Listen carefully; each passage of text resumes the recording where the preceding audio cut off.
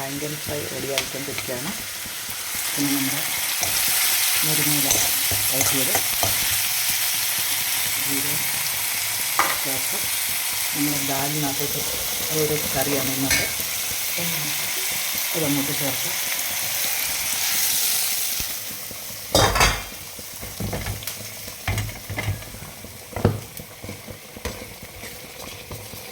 നമ്മുടെ മുരിങ്ങയില ദാൽ കറി റെഡി ആയിക്കൊണ്ടിരിക്കുകയാണ്. നമ്മുടെ ബാങ്കനിലൂടെ ഫ്രൈ ആയിക്കൊണ്ടിരിക്കുകയാണ്. നമ്മൾ ഫിഷ് മസാലയാണ് ചേർത്തേക്കുന്നത്.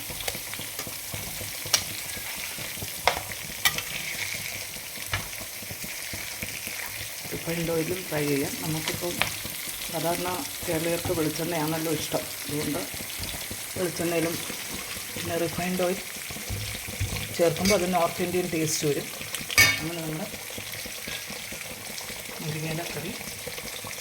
മുരിങ്ങയില ദാൽ കറി റെഡി ആയിട്ടുണ്ട്. ഇനി നമുക്ക് നമ്മുടെ ഊണിൻ്റെ കൂടെ ഇന്നത്തേക്ക് നമ്മൾ അല്പം ഉപ്പ് ദാലും കൂടെ ചേർത്തിരുന്നത്. നമ്മൾ ഉപ്പും ദാലും അല്പം ഇഞ്ചിയും മഞ്ഞൾപ്പൊടിയും കൂടെ ചേർത്താണ് ഇത് കുക്കറിൽ വേവിക്കാൻ വെച്ചാൽ 2-3 വിസിലിന് വേവാൻ കൊടുത്തു. അത് കഴിഞ്ഞിട്ട് നമ്മൾ ജീരകം ഇട്ട് റിഫൈൻഡ് ഓയിലിലോ നെയ്യിലോ എങ്ങനെയാണെന്ന് വെച്ചാൽ അത് പൊട്ടിച്ചെടുത്തിട്ട് പച്ചമുളക്, പിന്നെ റെഡ് ചില്ലി ഫ്ലേക്സ്, പിന്നെ അല്പം വെളുത്തുള്ളി, ചെറിയ ഉള്ളി ഇതെല്ലാം കൂടെ അരിഞ്ഞ് വഴറ്റിയിട്ട് നമുക്കതിലേക്ക് നമ്മുടെ മുരിങ്ങയില കൂടെ റെഡിയാക്കിയെടുക്കാം. അത് വഴറ്റിയെടുത്തിട്ട് അതിനകത്തോട്ട് ദാലിലേക്ക് ഇടാം. ഇപ്പം നമ്മുടെ ഓൾറെഡി കുക്കായിട്ടുണ്ട്. ഇത് നമുക്ക് ഇനി സെർവ് ചെയ്യാം. അങ്ങനെ നമ്മുടെ ദാൽ കറി റെഡി ആയിട്ടുണ്ട്. ദാൽ മുരിങ്ങയില കറി റെഡി ആയിട്ടുണ്ട്.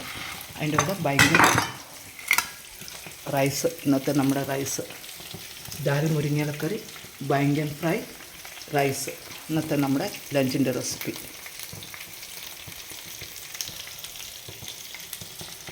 നമ്മുടെ